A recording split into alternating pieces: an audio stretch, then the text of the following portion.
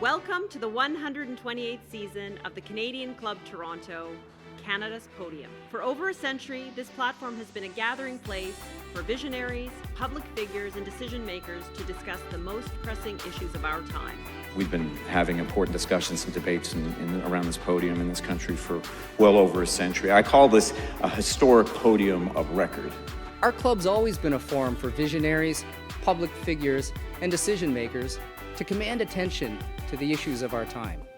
The Canadian Club is one of the most important podiums anywhere in the world that a Canadian can speak to, tell Canadians what it is that they think, develop those thoughts. And so I want to thank you for that very, very much. Please join me in thanking our esteemed panelists today. Through our programs and events, including our youth and young leaders programs, our diversity partnerships, our joint events, and our media and social media opportunities, we offer you access to dynamic political, social, and business figures from abroad and right here at home. The platform from which the eloquence of Canada has flowed all of that time, whether it be business, education, politics, sports, arts and culture. If someone wants to say something to Canadians about this country and about the future of this country, this is the venue you choose.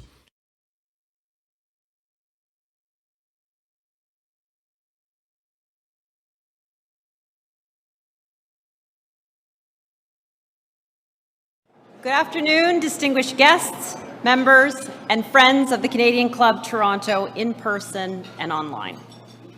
Welcome to our first event of 2025. My name is Tanya Van Biesen. As President of Canadian Club Toronto, it is my honor to kick off this new year with the 48th annual Outlook event, an enduring tradition that has become one of Canada's most popular political and economic forecast gatherings. For 48 seasons, we've proudly co-hosted this signature event with the Financial Post, and we are thrilled to partner with them again this year.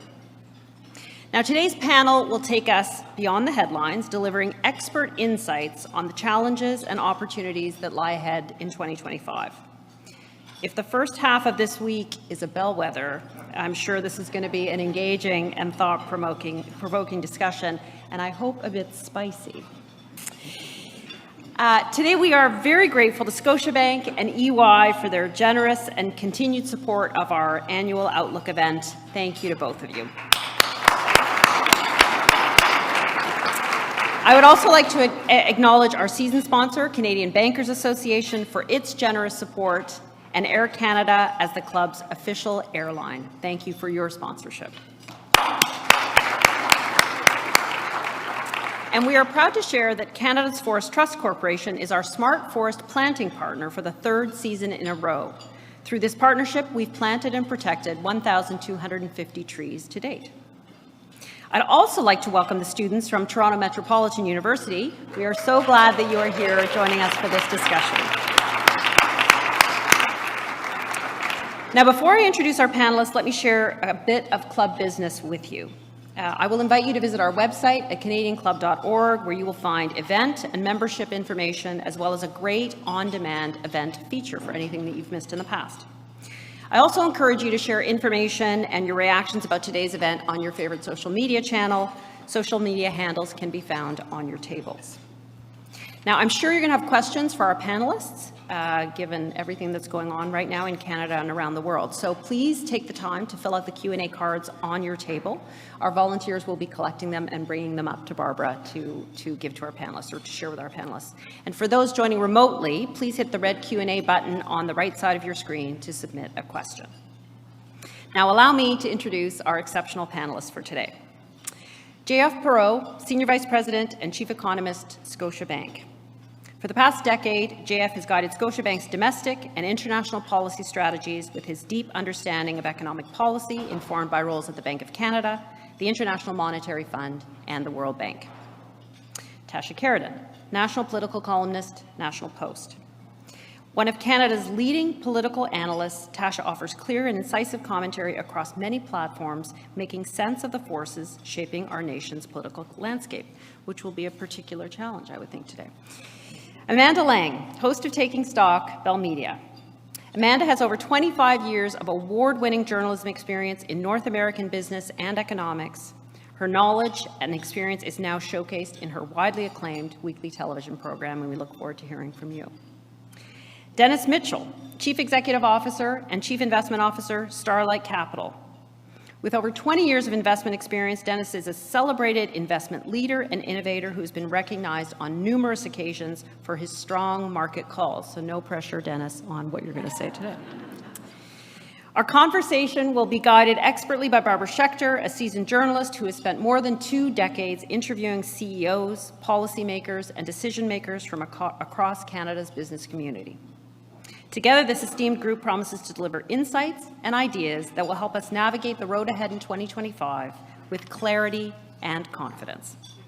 And now it is my great pleasure to turn Canada's podium to our moderator, Barbara Schechter. Thanks so much. Wow, what a week this is to host this, and it's only Tuesday. Fair enough. Wednesday. Wednesday. Okay, I'm not going to be guided anymore by our resident economist. No, I will indeed be interested to hear your insights. I've already heard some of them, and there is a lot to talk about. So we're going to try to get through it. Politics, as has been raised, is probably an even bigger contributor to our discussion today than in past years, although there are a lot of intersections always with economics and business.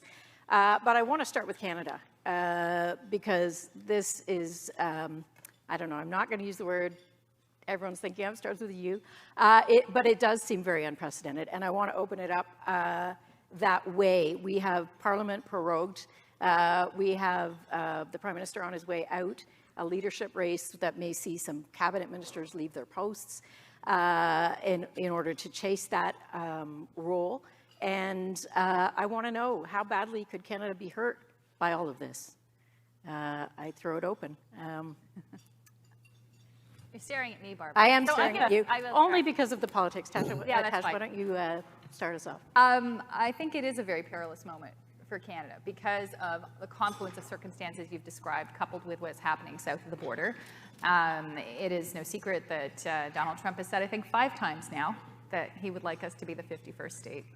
So faced with that, it's very difficult for a government that is not sitting, where half the cabinet, like you said, may well be in a leadership race, so you don't even have that at the table, to respond in a unified way. That said, the government can still do certain things. It can, for example, if it wanted to, impose tariffs. It did that in 2018. It can do that without the House of Commons say so. The Prime Minister can do that.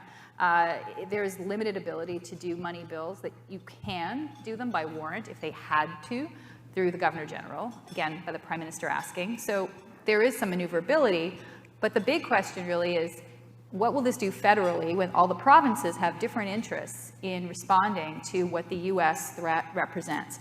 And that's where things can go off the rails. The Team Canada approach, I fear, will not happen because Alberta will have its interests, Ontario, Quebec, Atlantic Canada, and their leaders will try and advance those. And Daniel Smith was already in Washington this week, meeting with leaders there.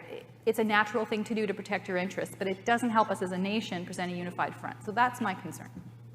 I hadn't had this thought until just now, but I'll share it anyway, which is maybe actually it's a blessing in disguise that Parliament's prorogued, because there is such a thing as overreaction to an incendiary Donald Trump and his first weeks or even couple months in office.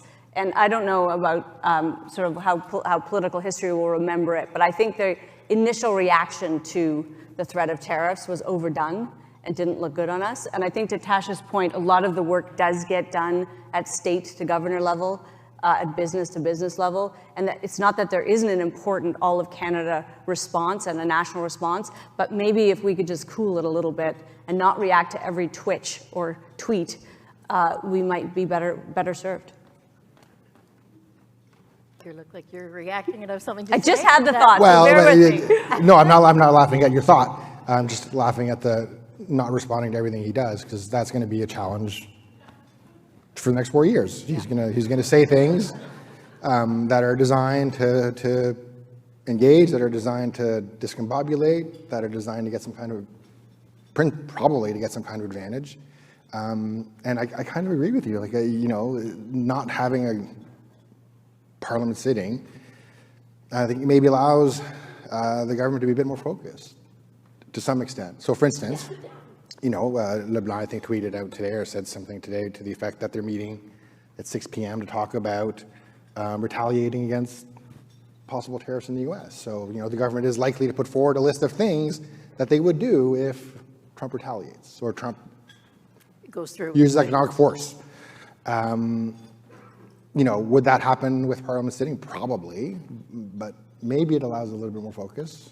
At the end of the day, you know, we knew this was coming at some point or other. It was clear that Trudeau was going to go, or it was clear we would have a new prime minister at some point this year, whether it was Trudeau or well, not Trudeau, some other Liberal versus a Conservative.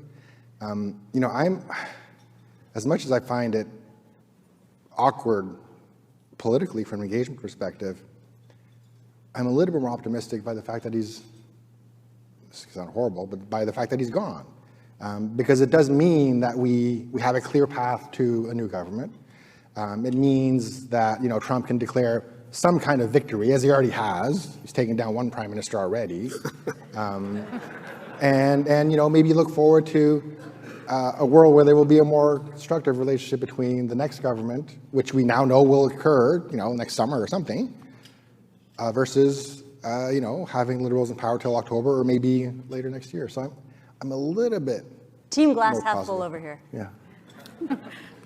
I guess I'd like, Dennis, you to jump in, but I would sort of frame it maybe in the sense of, you know, this is a forecast luncheon, and we're talking about maybe not having an election until May, and although you're talking about, you know, Trudeau is moving out, like, who is going to be in, and we're going to be midway through the year, what are businesses thinking, and what should they be doing with all this uncertainty? Do you want to? Yeah, good question. So you have a whole bunch of legislation that was set to be tabled and read and passed into law that is not. So I know, you know, my CFO and business partner is losing his mind right now because he's trying to figure out what we should do with special distributions and tax slips and so forth because of the proposed increase in the inclusion rate of the capital gains tax, right? So just things like that. There's a ton of uncertainty, and so I come back to. And I'm actually going to steal John Ruffalo's pitch yesterday that he delivered on BNN. We as a nation and businesses need to be focused on innovating more. And this comes from the article that you shared earlier this week. We just need to do more stuff within Canada. It doesn't matter who the prime minister is. It doesn't matter what challenges we face from the US. There will always be challenges. There will always be uncertainty. We just need to do more here with what we have. We need to create more wealth here. We need to allow people to keep more of it, and that will drive spending. That will encourage greater investment, and that will lead to greater prosperity. Like, that's what we need to do. So yes, there's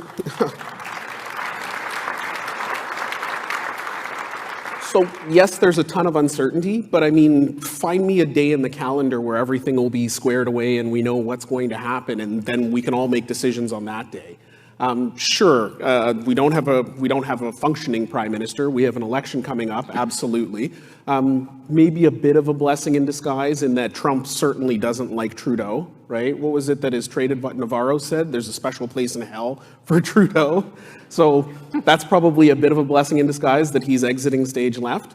I think it's actually a positive for us that Poilievre looks like Speaker of the House Johnson, right? The two of those guys could be brothers. Well, you mentioned earlier that Trump likes people, or, you know. Well, yeah, he had a crush on Macron. So. At first, him and Trudeau were buddies. Like, he likes attractive people. And, you know, he's buddies with Mike Johnson. If Poilievre is the next Prime Minister of Canada, that might actually bode well for us. I don't know. I want to be optimistic. I do.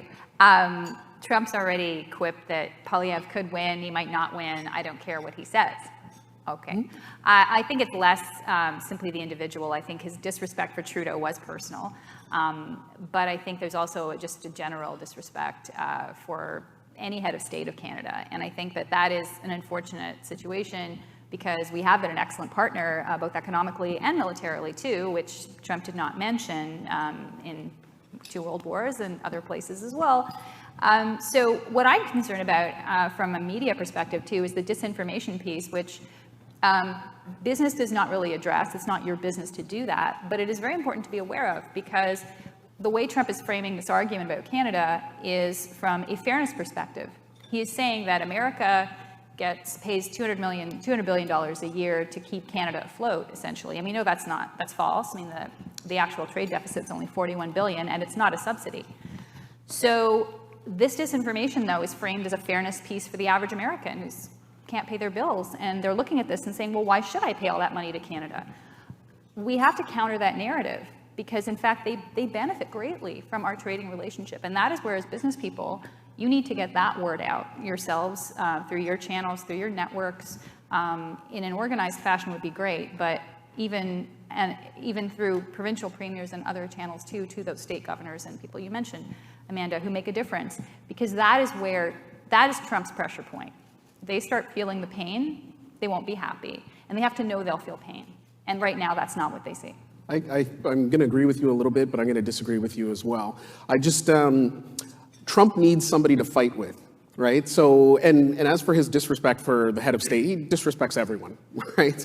And there's zero chance he's giving anyone credit other than himself. Like Georgia Maloney a lot. But. There you go, for now, right? For now. But he needs a fight. And I think the example that we should take is what you're seeing out of Silicon Valley right now, right? And it's not so much take a knee or bend the knee, it's give him what he wants.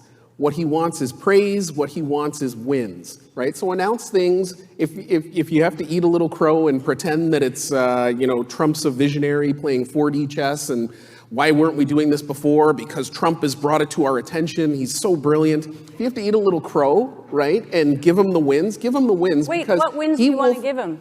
Well, he wants us to spend more on border protection. We've done that. We've already announced that. Yeah, but it's not enough. My point, it's never enough for Trump. Right. So why are we negotiating with a bully? We're already I'm offside. not suggesting you negotiate with a bully. I'm suggesting you give him what he wants so that he turns and pivots somewhere else. Forget about every other G7 country.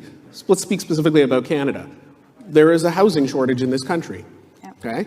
There are tons of developers across this country who nothing would make them happier than to develop more housing. Single-family homes, condos, seniors housing, student housing, you name it. But there is a shortage. We have brought over 3 million people into this country in the last 3 to 5 years. But we're building on average about 200,000, 240,000 housing units across the country every year. The simple math doesn't work. And we can discuss the reasons why till we're blue in the face, but it doesn't change the fact that by 2030, we will be short 3.5 million housing units in this country. And it's only getting worse. So we can have a debate or a discussion about housing, but I don't want to hijack our panel anymore. I think we were talking about the appropriate response to Trump. So if you want to take it from there, I'm happy to rebut. Okay, well, and I'll throw it out to, and Amanda, you can respond too. I think that the government needs to take a strong stand. Unfortunately, the government is, as we know, not completely together, but should impose tariffs preemptively because we know they're coming. And we have a list from 2018 we could pick up tomorrow. Bourbon, ketchup, mustard, you name it, orange juice, washer-dryer combinations. There's a long list of things that are pain points for America because workers who produce those goods depend on their export to Canada. And the reason those goods were selected was because they would have an effect last time. And we had tariffs for a year. If you recall, in Canada, we had tariffs on steel, aluminum, on lumber, and on that list. So that list is there.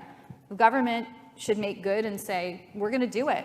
And do it before Trump even comes in, and let the Americans let him know we mean business. And if we did that, honestly, I know he's a bully, but if you hit a bully when he doesn't expect it, sometimes you get a good result. And so I think that we should stand up and defend our country and not sit here and just, say, well, we'll see what comes.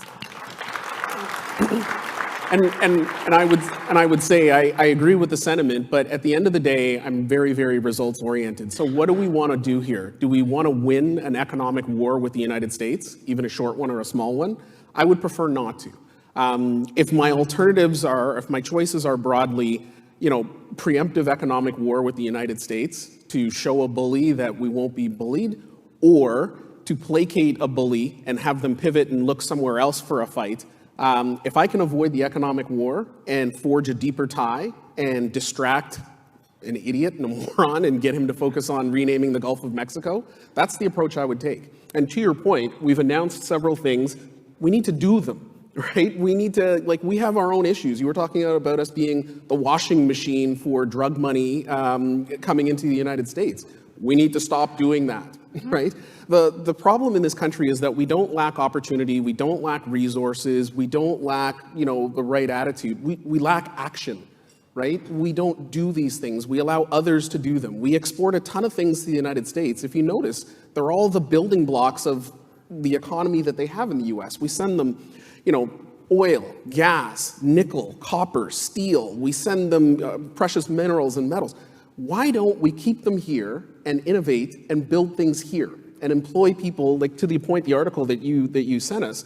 Why don't we create more economic activity within this country such that wealth grows and prosperity is spread? That's what I think we need to do. I would heartily endorse, and I think when we think about this from the point of view of businesses trying to understand their near future, which is really what, the problem we have, of course, is this is all noise. But if you're running a business, as you are, you actually need to make a plan. Incidentally, as you know, CRA is implementing the capital gains inclusion increase. They did a minute it hit Ways and Means. They'll continue to do that unless and until some other government cancels it. And P.S., ask Pierre Poilievre what he thinks. He could tell you right now what to expect. He's interestingly silent on the subject of the capital gains increase. That's just an aside. I would prefer if we looked at our own economy and our own strengths and communicated to the business community the things we know. And what we know to be true is that we are free traders. So preemptively issuing tariffs or threatening them, that's not in the DNA and it's not in our self-interest. We are a nation that understands tariffs are bad for us. They may feel good, they may inflict some kind of political in the moment reaction, but they're not good for our economy and they're definitely not good for our exporting businesses. So we shouldn't do things that aren't true to our modus operandi, to our beliefs. And what are our core beliefs? What do we want? I think what business needs is a clear message about stability, about what our path is, about what we believe. Perhaps it should be fiscal prudence. Perhaps it should be a clearer message around what we will do with trade and what we understand about what we might be doing with Europe.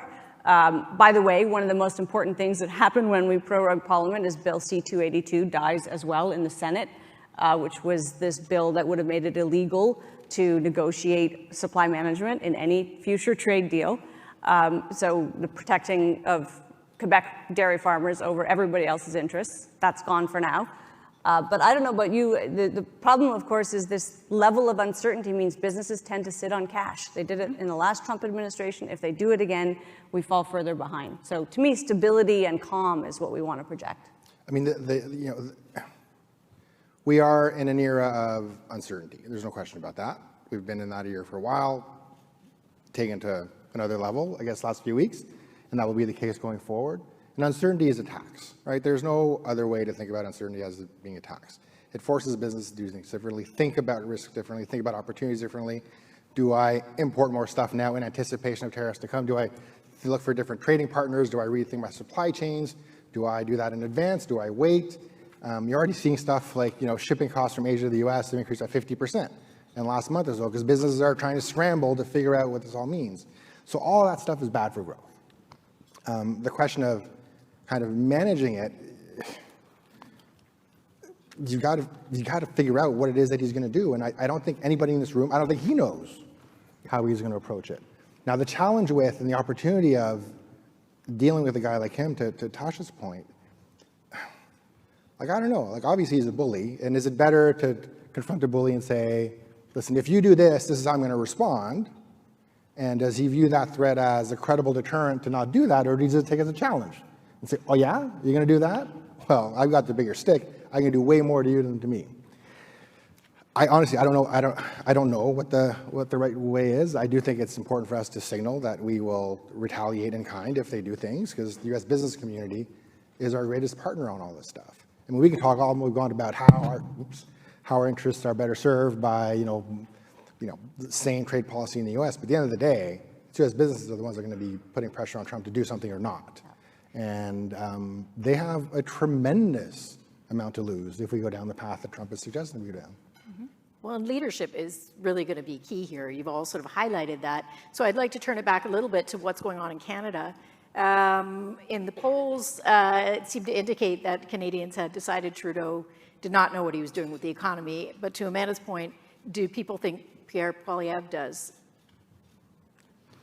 I would say that Poilievre's plans for the economy have been very simplistically presented because that's been his role as an opposition leader. He is not putting out grand plans. He has put out certain measures on housing, for example. We know he would axe the tax on the carbon tax, so get rid of it, presumably. But he hasn't really fleshed out a very large plan, and I think in part is also because things are moving so quickly, and your plan one moment might not be the plan the next. So from the Conservatives' political perspective, they've played it smart, because people have been so fixated on this current government and its failings and the impact of their immigration policy on housing, the impact of inflation on their bottom line at the grocery store. So the Conservatives have had, I would say, a bit of a pass on presenting specifics for their economic plan, but we know that they say they will do things differently, and they've promised fiscal prudence as well. So I think people are attracted by the promise of change. And so Poilievre's promise doesn't have to be that granular. And so that's why there's such a gap between the two parties. It will be interesting to see as a Liberal leadership unfolds if that gap starts to narrow.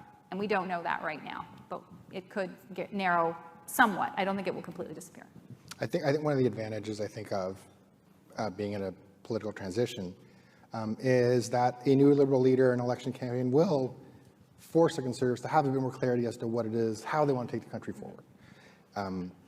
Even on the question of fiscal solvency, it's not clear to me that under Conservative government we're going to have fiscal policy that is geared very differently than where it is now.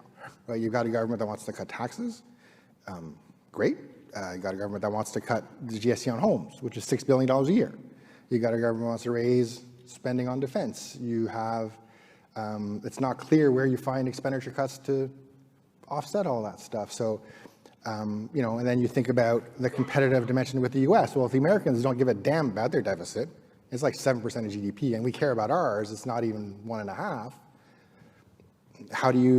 Does that change your perspective on what it is you want to achieve on the fiscal side? You say, listen, for a couple of years, I'm going to make these big investments in Canada. I'm going to cut taxes. I'm going to, well, I guess we're not going to do corporate welfare anymore, but, find some ways to turbocharge the economy with the fiscal tools at our disposal. So at least you're minimizing the trauma that comes out of the U.S. from a competitive perspective, from a regulatory perspective, from a tax perspective.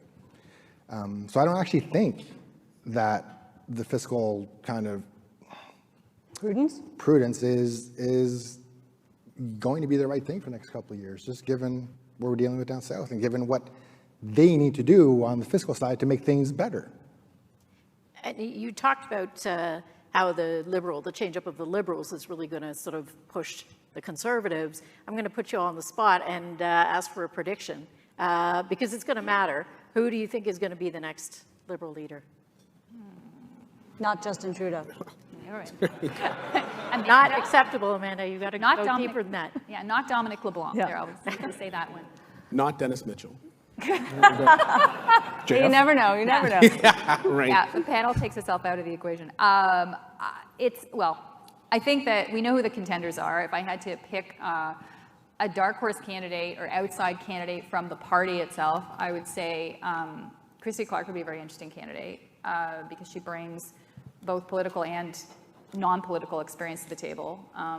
That's Mark Carney's Achilles heel, is that he doesn't have any political experience if he were to run. But to predict who would win this contest from within cabinet,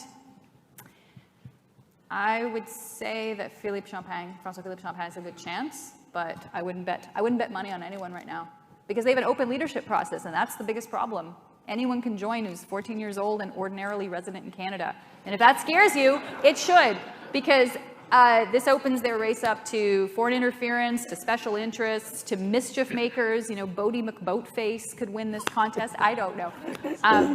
They need to get a handle on that as a party. Otherwise, you can't really predict anything, in my opinion. I mean, I think one thing we could somewhat comfortably predict is that whomever is leader of the Liberal Party will not be the next prime minister, which of course limits the interest of some candidates in this race. So the question is who wants to run and lose, and that narrows the field markedly. Yeah, but you gotta, yeah, I agreed with that actually. We had this debate in the shop as to why Mark Carney would want to step in now. But the thing about it is that you run for the job when the job's available, right? So whoever the next Liberal leader is, technically they'll be the next Prime Minister actually. They're going to lose the next, briefly. They're going to lose the next election, but they will still be the Liberal leader, which means come the next election, in all likelihood, they will be the standard bearer. So for people like Carney or Bayliss or anybody else outside of the party now who wants to run for the leadership and become Prime Minister, this is the time that they have to run and get involved. So quite frankly, I think it's either somebody from the existing apparatus, right, or somebody from outside. The leading contender from outside, I think, my personal opinion is probably Carney, right? And the leading contender from inside right now, I think, is Chrystia Freeland. She's got the biggest name recognition. She dropped a bomb and started this whole thing. But I mean, that's where we are on January 8th, right? Anything could happen between now and when they actually cast votes. So we'll see. To me, the more interesting question is, what kind of leader do the Liberals want? So if you think about the challenges we've got in the country, housing, social issues, a broad range of things that make life less appealing than otherwise could be the case here, they're all fundamentally economic in nature. So you can kind of trace it all back to our inability to produce and our ability to innovate, to be productive, to a range of things. And I think if the Liberal Party were to recognize that by putting in place somebody that has a compelling economic vision, like that's, I mean, I guess I'm saying Carney here to some extent, but somebody who is, listen, I get what's wrong with this country from an economic perspective, and this is what I think we need to do to fix it. It gives them more of a chance. I don't think they're going to win, but it allows for a rebrand of the party and a party that stands for, that will have done a bit of introspection and understood that there are some issues that they've mismanaged from an economic perspective that have come home to roost, and we're serious about fixing those. That to me is, is that Freeland, is that Carney, is that somebody else? Maybe Carney or Freeland, but that to me is the really important thing. Just, are they going to pick somebody whose vision is going to be compelling for how the economy works going forward, or a political operative? And I think, to the point Tasha made, if there's a continuum through politics globally, it's a disaffection by populations with the status quo. And so we've seen incumbents removed because change feels like a relief, even though, of course, sometimes it's change for the worse, or arguably so. In this case, maybe an outsider, therefore, has the best shot at offering a change to the population. I'll say what I've said before, and I'll say it till I die, I hope, which is, unlike in other countries, we don't really have to worry about whom our next prime minister is. We have a robust, stable system. Our parties are reasonably closely aligned under a pretty big tent. I have nothing to fear, I don't think, from anybody of any stripe. I'm more afraid to hear JF say that we should go back to prolific spending, but that's gonna stay with me a little bit. Okay, I'm gonna disagree. I don't think it's fear is the word, but I think prime ministers can do a lot of damage, and I think that the biggest damage this government has done has flowed through their mismanagement of the immigration system, because it has provoked a series of crises and also a loss of confidence in the government. It's given a raw deal to newcomers, blackened our image around the world because people come here and what they were told isn't true, and they're living, 9 people in a basement in Brampton, and they don't have the life they thought they'd have. And meanwhile, people can't find places to live, and they come and they protest you, Dennis, and this is, No, but it's true. This is, the root of this was the desire of this government to compensate for the labor disruptions during COVID by allowing too many people in. And I hate to say it, business wanted people to come in. Understandably, you needed people to staff your businesses, in particular the hospitality sector and others where people just didn't come back. But the government's response was a huge overreaction, and that's provoked a backlash, and here we are. So I do fear some prime ministers who, maybe good intentions or political intentions, you can read into it what you want, but who do things that do inexorably change a country for the worse. And I think this government has done that on that front. Slightly incrementally, but not in any material way. And we can argue, we shouldn't do it here, but we could argue, and reasonable people can argue, that where the policy on immigration went wrong was in not believing in it long enough. In other words, it was a vision that I think went way beyond labor force requirements about growing the population of this country and dealing with the demographic issue that we have faced for decades and continue to face. Remember the whole population of 100 million goal. Yeah, it only works if you believe in it. It only works if you stick with it.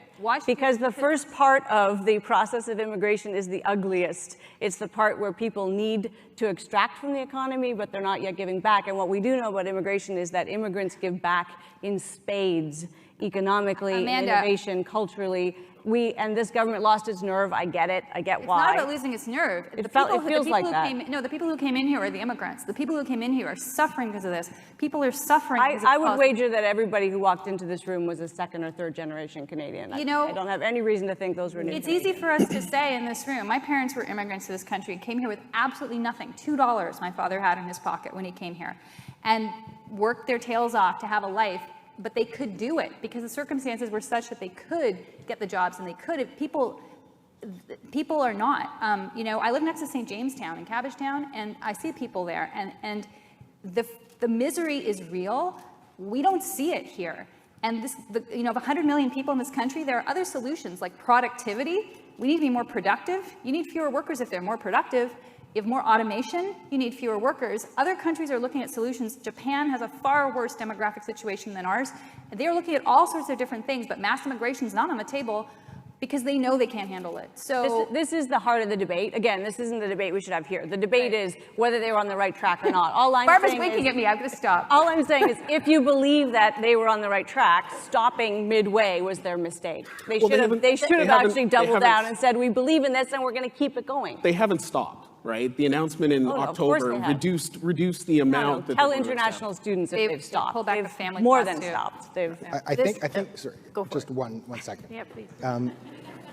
I think the immigration issue. Now you can argue about what the right number is, and it was probably too fast for our economy to accommodate. But I think what it really laid bare, which is the fundamental challenge in our country, is that when you bring in a whole lot of people, so you increase the human capital in an economy. Ideally, you want to raise physical capital at the same time, right? So you're bringing in workers and you're bringing in a lot of capital, and so your capital labor ratio doesn't change or it improves. And we know in Canada, that historically we're just not good at investing. Our investment rates are really, really low. So we went into an immigration process where we basically said we can bring in as many people as businesses want, and they did that, largely the wage workers. When we knew, or we should have known, that businesses weren't going to respond by raising investment to a very significant degree, where we knew that the housing system wasn't going to be able to generate the homes that we needed for all those folks, because that hasn't been the case ever in Canada. So the question to me is less, obviously we're going to reduce immigration, but it's more a question of what do we need to change within Canada so that we can bring in, maybe not 1 million a year, but a lot of folks a year, so that we prosper to a degree that other countries can't. Because the reality is, what we've seen on the demographic side here is a game changer compared to other countries. Now, there's a downside. I totally understand. But I think that downside flows from the fact that we, that immigration flow, that population flow kind of exposed, reminded us of a key weakness in Canada, which is that we don't invest enough. And our businesses don't invest enough. There's a million reasons for that. So you had this intersection, and it just led to the challenges that we're dealing with now. And I'm going to stay with you because we have a reader question about investments in Canada. And the question is, why are they stagnating compared to Mexico and the United States? And what are ways for businesses and organizations to maybe increase investment? Well, quite honestly, and right now, it's tough to encourage businesses to do that, right? Because you've got this uncertainty with Trump. You're not quite sure what the climate's going to be the next year or so. Am I going to go under or not? Am I going to have access to this market or not? So there's this kind of cyclical, temporary dimension. The rest of it is, the challenge on the investment side is we don't really know why Canadian firms invest less than other firms. We know, for instance, that large Canadian firms invest much like international competitors. Maybe a little bit less R&D, but they're just as competitive as our international competitors. So the issue is not there. The issue is with small and medium-sized enterprises, and why are they investing less than their compatriots, or I guess their competitors in other countries?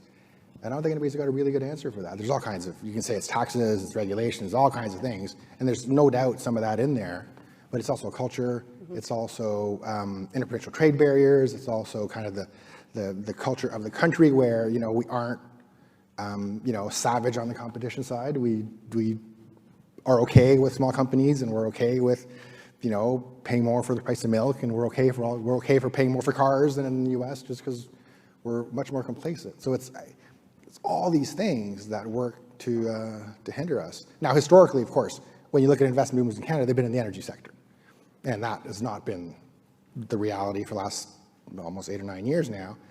And that's actually one of the things that the Conservatives can turn around pretty quickly, right? And so there is, I am actually optimistic in the next government, we are probably going to see a fairly significant increase in productivity just because we're going to have a different perspective on investment in the energy space or the extractive side. And that draws in huge amounts of capital really quickly.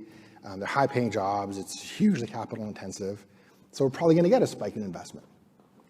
Now, that's not tech stuff. It's not AI. It's not biotechnology. It's not necessarily the cutting-edge stuff that we compete against in the global world. But we know how to get money in here quickly if we need to, and that's in the energy space. It's not necessarily going to improve the lives of ordinary Canadians either. No. It's one of those data points. Productivity is a funny data point, as you know. Because so you brought it up twice. I wasn't going to bring it up, but there was a really good Bank of Canada study in December that's worth a read, looking at the productivity gap between Canada and the US and the GDP per capita gap. And the vast majority of that gap is thanks to the top 10% of income earners in this country. In other words, if you take out, and this is pre-tax, so it's nothing to do with taxation, if you take out the top 10% wealthiest Canadians, we don't really have a productivity gap. It hasn't worsened in the last 2 decades. So let that sink in for a second, because we talk a lot about this as though workers aren't working hard enough. That was the income gap.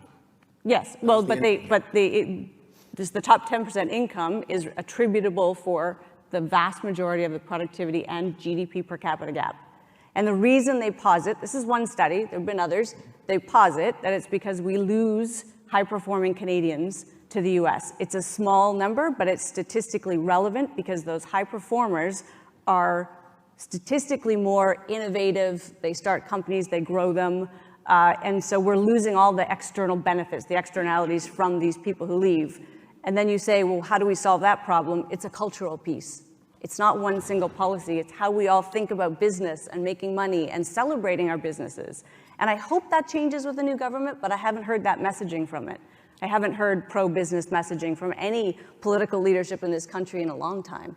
And that's part of the issue here, is we have a culture that's counter to business. Yeah, and I would say, to follow on to your earlier question, who the Liberals are going to pick, they're going to pick who they think can win, right? I don't think they looked at Trudeau, 10 years ago and said, here's a guy with a clear vision who's going to take Canada to the next level. They said, here's a guy with a name that everybody recognizes. He's young, good looking. We're going to rally behind this guy and we're going to win. I think that was the substance of the analysis. It would be fantastic if we had political leadership that actually had a plan, right? And the immigration strategy is a perfect example of that. The Privy Council actually went to Trudeau and Freeland and pointed out that this is going to create a housing shortage, along with other externalities, if you proceed. And they just proceeded, because they didn't have a plan. So it would be fantastic if we had political leadership in this country that basically said, here is our collective vision for what this country could be 10 years from now. Here are the building blocks we're going to put in place to allow that to happen. And a lot of that is going to be focusing on less giving stuff to all of us. I don't need a $250 check, right? I know the average Canadian, that gets them 1 month ahead on their bills, but I personally don't need a $250 check from the government. What I would prefer is for the government to find ways for companies to employ more people in more productive activity so that we create more prosperity that can be kept by our citizens. I would love for political leadership in this country to have some sort of long-term plan. I mean, and it would be great if it was the Liberals, because with the exception of Dion and Ignatieff, if you're the Liberal leader, you're eventually going to become the Prime Minister of Canada by default, right? So it'd be great if the Liberals actually came up with a comprehensive solution that created prosperity in this country. Absent that, we are what we are, right? We provide raw materials to other people to make good stuff. So one reflection on that is, I think a huge issue we have in Canada is lack of accountability on the political side. And that accountability flows from us not voting to get people out who do silly things. Right? So you look at health outcomes across the country, they're horrible.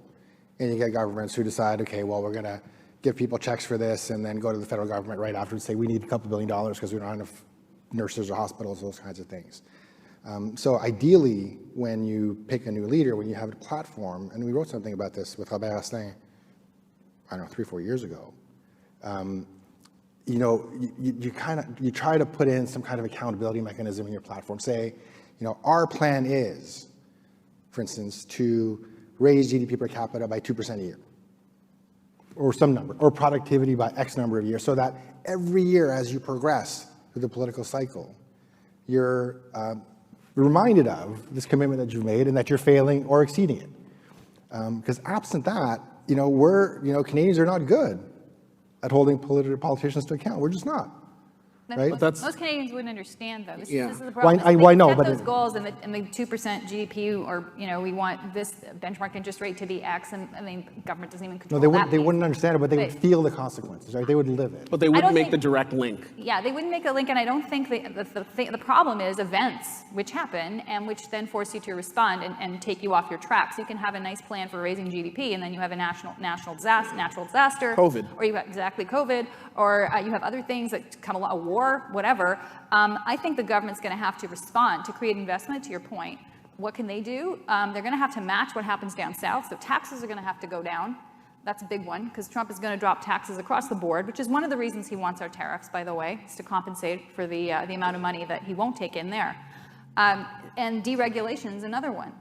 You know, we have a lot of regulation in this country, especially in the environmental space. I know the Conservatives have made noises on that point, and I think they're right. That is a big stopping point for a lot of investors who just go, no, what? Why? Why would I go there? And to the point of the brain drain, we should talk to those people. You're absolutely right, Amanda. Why do we lose our most talented people? Is it the money? That's easy. It's okay. The money. It's the money. Well, then, what is it? The money just on their personal tax bill, or is it the money accessible to them that's brought in as capital that they can tap to grow their business? So there's a lot. I agree with you, but those folks should be the ones that are consulted as to why. You should have exit interviews when you leave the country. If you're one of those top 10%, exit. Why are you going? And take it down. I mean, really. So on that, like, you know, the reality is, if you're in a reasonably high wage industry, like probably most of you in the room, in the tech space, American salaries are 50 to 80% higher than they are in Canada, than they are in the US, they are in France and Germany and Italy and all over the world. And at the very top, it's X times. Oh yeah, multiple times. And of course, you've got a lower tax rate on top of that. So the power of compensation is a driver, and that's the point of the Bank Canada study. The power of compensation to attract the best and the brightest is truly compelling. Now, you've got to have businesses that are able to pay those salaries, and I would argue that we can't, because that's where they are. The American firms can, for a whole range of reasons: access to financing, more opportunities, you know, venture capital markets that reward performance far more than ours. So there's a lot more money to share with workers.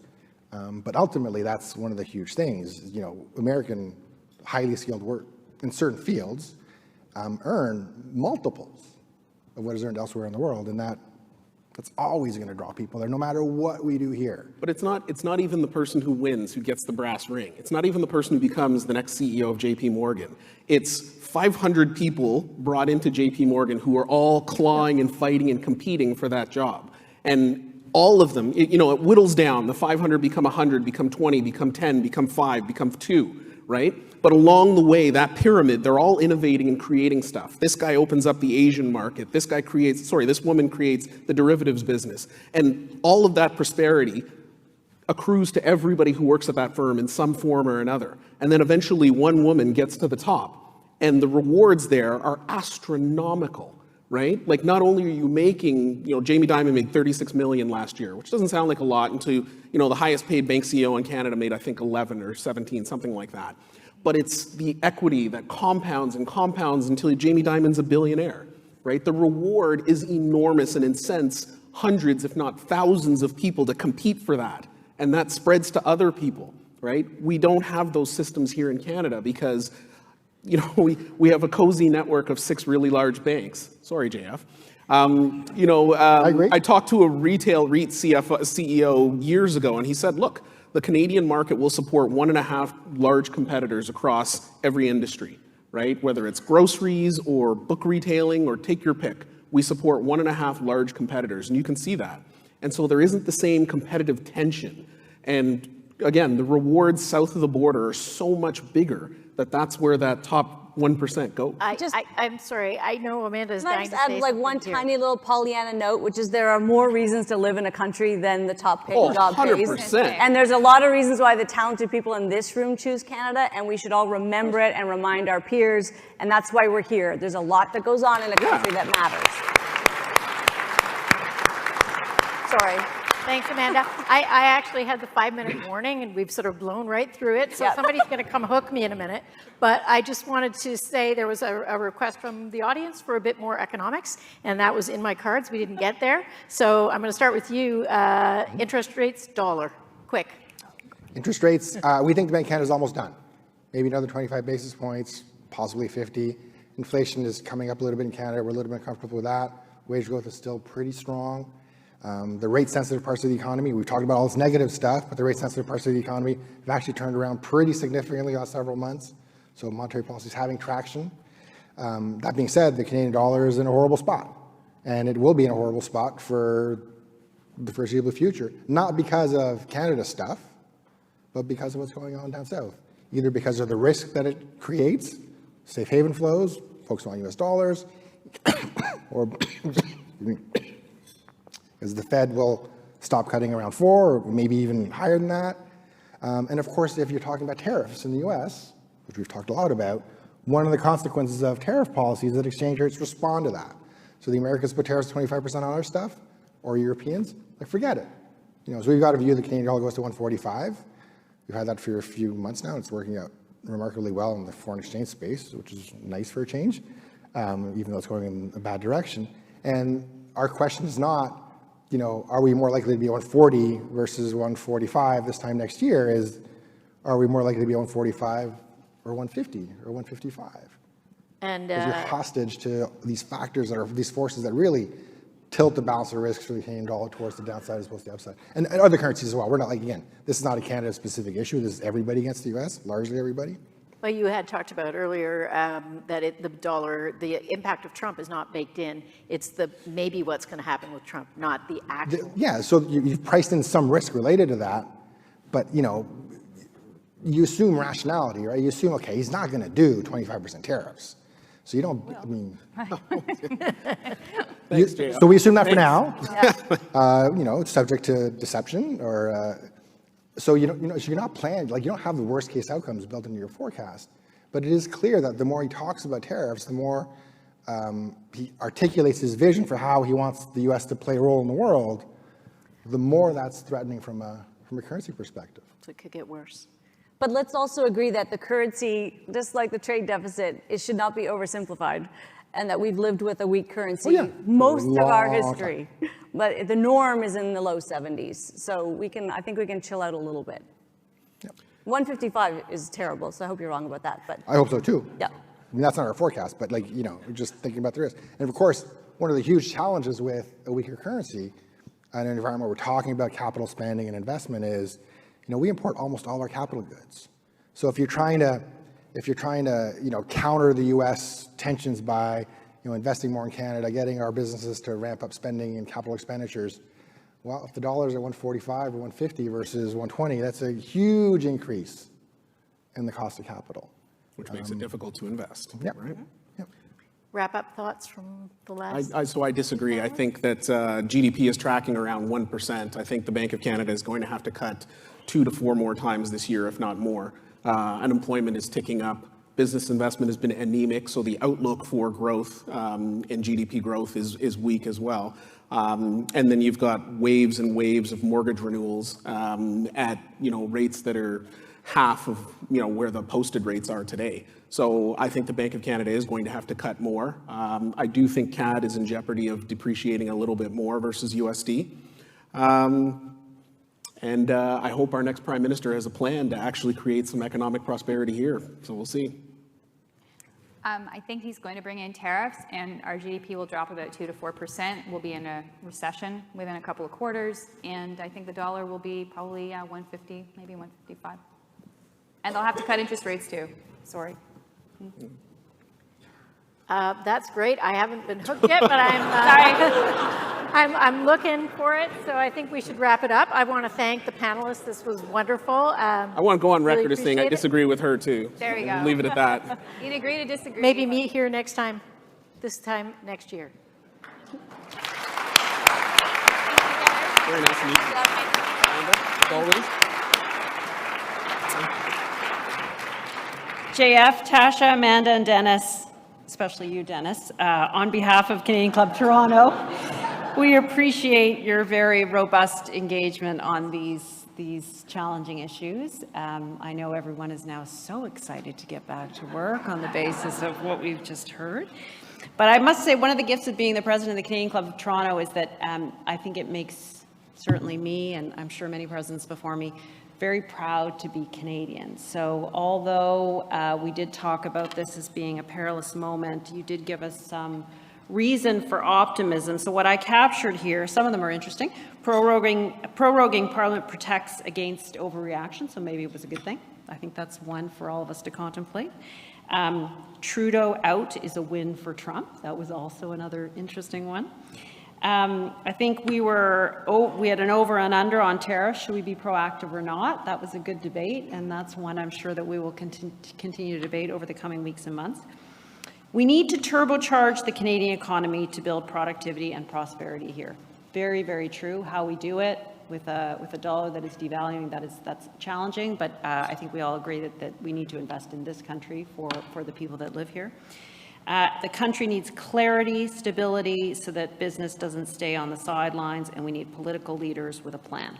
So very well said, and I think that was said by a number of you in a number of different ways, but we absolutely need that because we have great things here to celebrate and protect and to build upon, and we all actually have an opportunity to do that and be a part of that. Change will clearly be the constant. We will wait with anticipation and maybe some fear for the diplomatic and economic moves to play out over the months to come. But your insights were really appreciated. And of course, Barbara, thank you so much for moderating this very dynamic panel. Just a few closing notes before I let you go, so that you're aware we've got some interesting events coming up. So on Tuesday, January 14th, the Honourable François-Philippe Champagne, Federal Minister of Innovation, Science and Industry, and perhaps the next leader of the Liberal Party of Canada, will be at our podium, so you may want to hear what he has to say.